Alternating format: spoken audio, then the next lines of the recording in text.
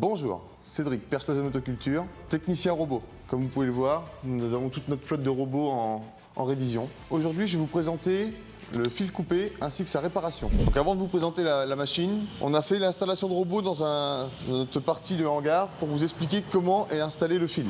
C'est pour ça qu'il est en aérien, de manière à ce que vous puissiez voir l'installation. Le voyant est fixe, l'installation est pérenne, donc le robot fonctionne. Je crée une coupure sur notre installation, le voyant se met à clignoter, le robot s'arrête.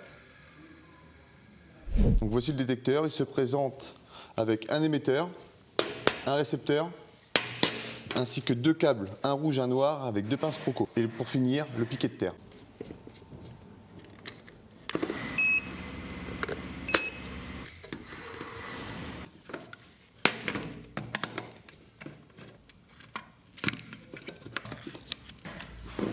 Donc je vais vous expliquer à quoi correspondent tous les fils. On commence par tout débrancher, ainsi que l'alimentation électrique. Le fil de droite, c'est le périphérique droite.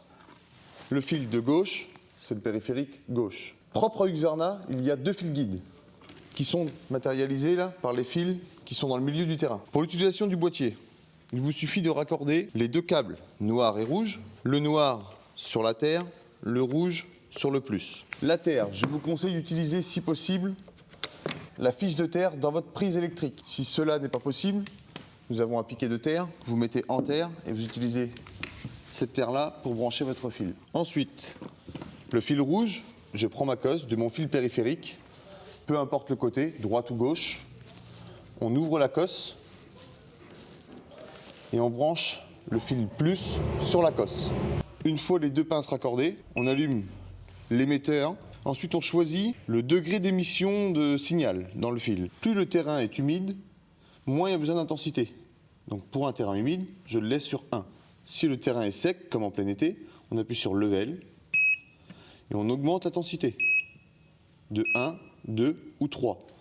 Quand c'est bien sec, on le met sur 3. On rappuie sur level, ensuite on appuie sur start, l'émetteur envoie du signal dans le fil. Une fois l'émetteur allumé, j'allume mon récepteur, comme ceci, et je suis le câble périphérique du côté que j'ai branché. Donc là, en l'occurrence, j'ai branché sur la droite, je vais partir sur la droite. Le fil périphérique est situé normalement à 30 cm du bord de votre terrain à tondre. Donc je suis mon câble avec mon récepteur. Tant que j'ai du signal, le courant passe dans le fil.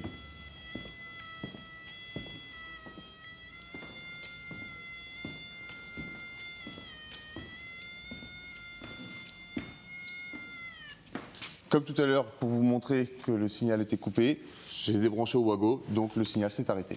Une fois la coupure trouvée, on commence par la réparer. On retourne à la base. On éteint l'émetteur. On débranche l'émetteur. On remet la cosse sur le fil périphérique droite à droite. Les fils guides pour les robots Husqvarna, ainsi que le fil périphérique gauche. On rebranche l'alimentation, on ferme le capot, tout est raccordé, le voyant est fixe, le robot repart. Si dans le cas contraire, le voyant clignotait toujours, cela signifierait qu'il y aurait une deuxième coupure sur votre installation. Donc me voilà en situation chez un client. Grâce à l'appareil, j'ai trouvé mon fil coupé, qui se trouve ici. Maintenant, je vais vous montrer comment le réparer. Vous avez besoin d'un morceau de fil, deux cosses, et on répare. Pour ce faire, on prend une première cosse, sans dénuder les fils, on rentre le fil dans un trou. Le deuxième morceau de fil qu'on a rapporté, on le rentre dans le deuxième trou.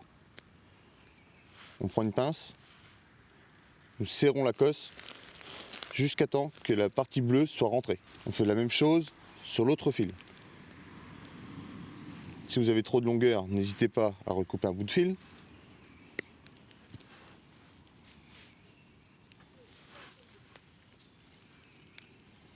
On pince. Votre fil est raccordé. On le met en terre, on referme. Voilà, la réparation du fil est terminée. L'appareil est dispo dans notre boutique Perche Loisel Motoculture ou sur notre site en ligne. Pour les questions, n'hésitez pas à nous contacter pour plus d'informations.